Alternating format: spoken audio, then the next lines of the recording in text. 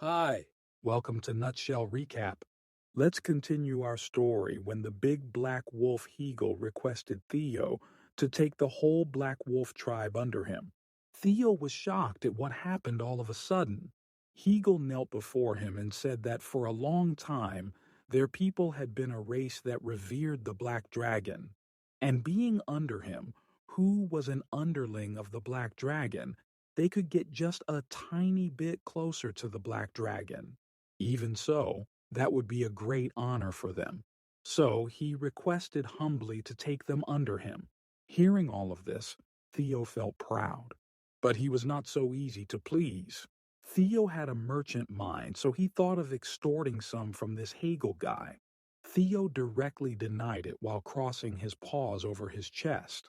The black wolf was startled by the direct denial. Now Theo had scared him, so he started to put up an act. He said that Hegel had failed in his mission and made Iona angry. It seemed like he was bad at his job, and Theo didn't need any underling who couldn't do their jobs correctly. Hearing this, the wolf was a bit flustered, but he accepted it. He had no excuses for that, but he countered that he had also taken Orin as an underling who didn't look like a capable guy at any angle. Theo glanced at crying Orin and replied that he was rich, so he was of help in some way. Well, anyway, for Theo, he had done talking to the wolf and asked Elka if he had taken everything from the mansion that needed to be taken. Elka replied in affirmation. Then Theo told him to go to the village and share everything with the other cats. Seeing that Theo was ignoring him and was going, the wolf felt a moment of crisis. He called out to Theo to know his final decision.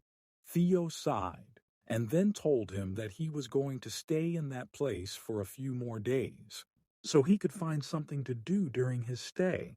And if he liked it, then Theo would take him under him. Not only him, but also his whole tribe. The black wolf was elated hearing this.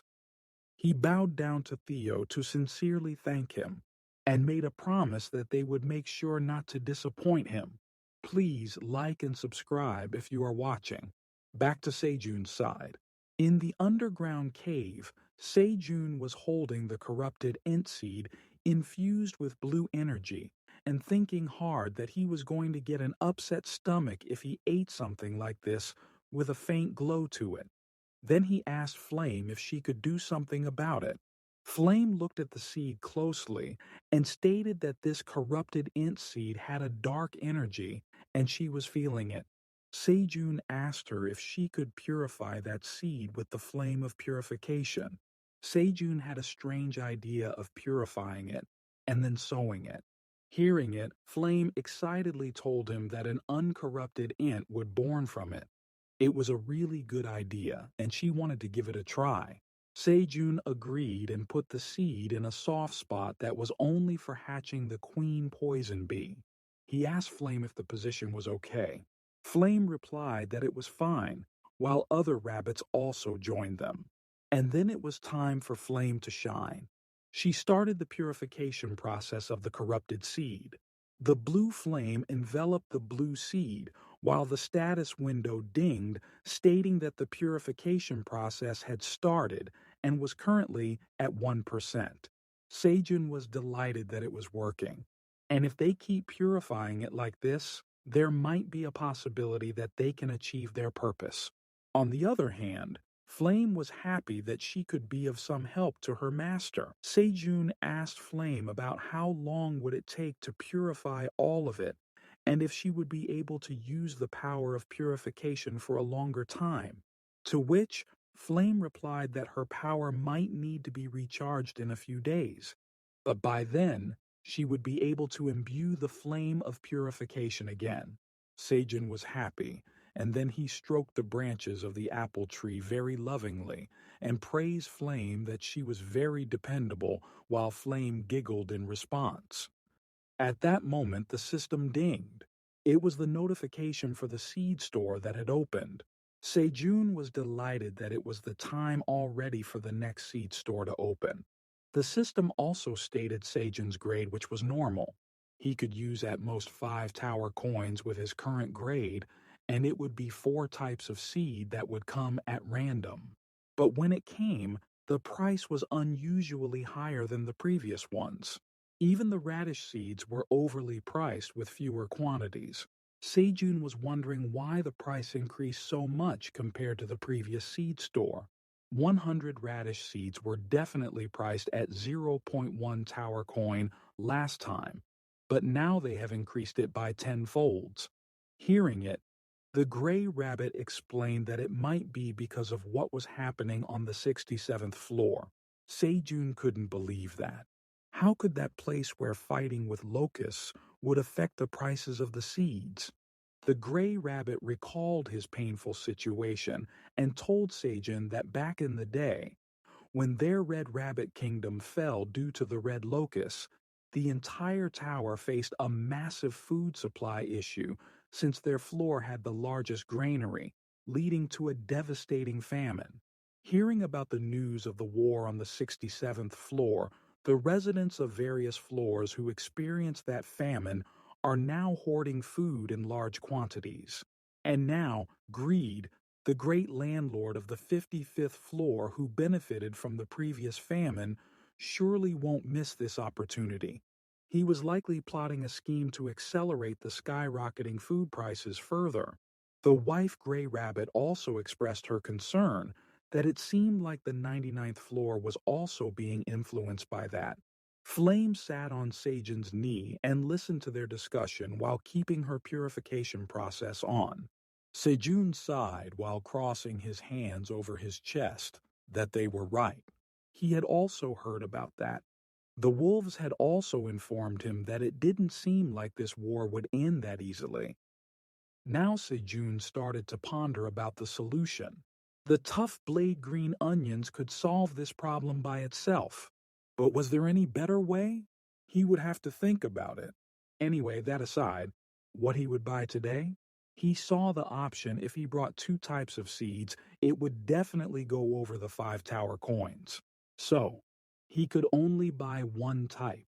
The black bean seemed ambiguous, and eating radish by itself didn't feel right. And even pumpkin, too, so he opted for onions. After purchasing the onions, he cheekily smiled as if he had made a very good deal. Well, he had his own reasoning, like onions remove fishy odor and add sweetness, so they would go well with most dishes. So they would definitely be helpful. Hearing this, Flame chimed in that it sounded delicious even though she couldn't eat it. At that time, Island came through the notification window. Sejun was in a good mood, so he asked if she slept well or not. But she had met with Quang and had roughly heard about the fights with those corrupted ints, so Aileen directly asked if he had already met with her father and grandfather. Hearing it, Sejun replied that he had met them, both Sir Anton and Sir Kaiser, through the stone statue she gave him. Aileen wanted to know where that stone statue was now. To this, Sejun told her that it was outside. After defeating the corrupted ants, the signal suddenly cut off. He was still talking to Aileen when suddenly that statue stood above the cave and threw the rope in for Sejun and shouted if Sejun was listening to him and if he was inside or not. Hearing the shout, Sejun was very sure in his heart that this impatient voice could only belong to the grandfather Kaiser Fritani. Knowing that Aileen also got impatient and hurriedly told him to head up, she started urging him to quickly go above the cave. Sejun had no choice. He started climbing the rope while telling her not to rush him. When he reached the mouth of the cave, the other side sitting was also an impatient dragon who wanted to meet his granddaughter. Sejun couldn't even get to greet him properly when Aileen started calling her grandfather through the messages. And very soon it got flooded. Even Sejun couldn't see ahead of him due to those notification windows. He panicked while holding the rope tightly and shouted at her that he couldn't see anything because of the screens.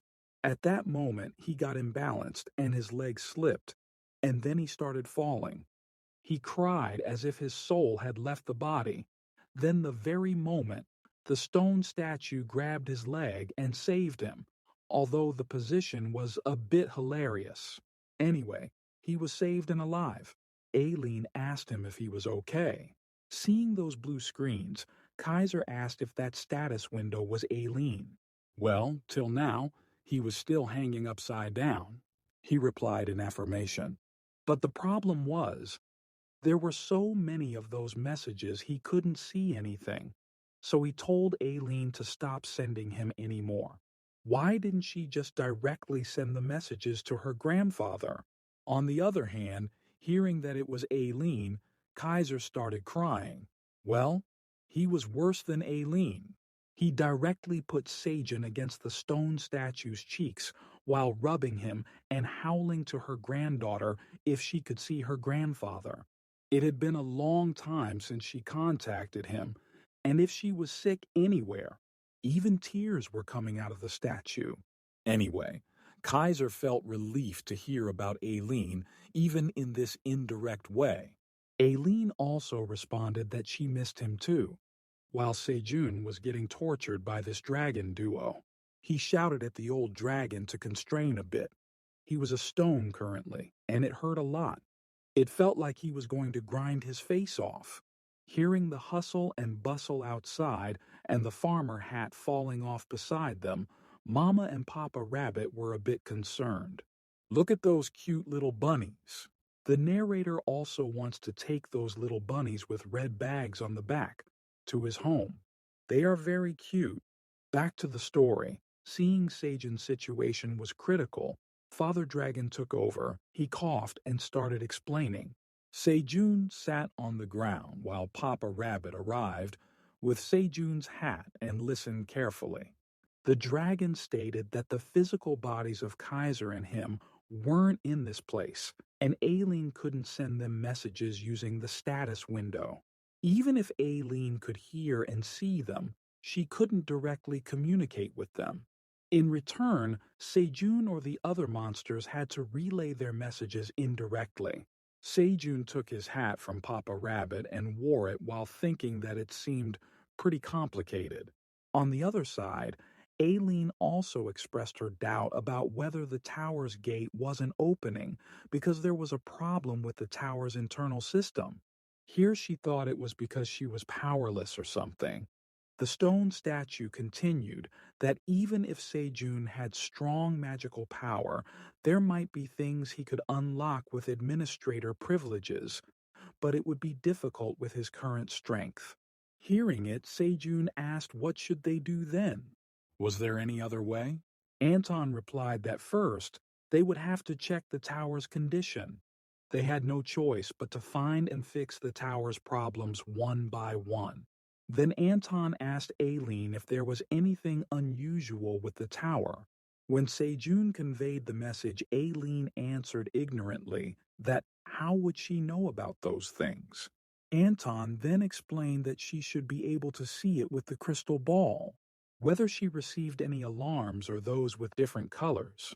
Well, she answered innocently, that those red and blue ones, she moved all of them to the trash though. Hearing it, both Sejun and the dragon were shocked. Well, it was an emergency matter. Their worry was not pointless. But what could they even do about it now? They would have to only investigate it slowly. This is the bonus picture of cute bunnies working in the field. Please like and subscribe for more. See you guys in the next video. Have a good day ahead. Bye.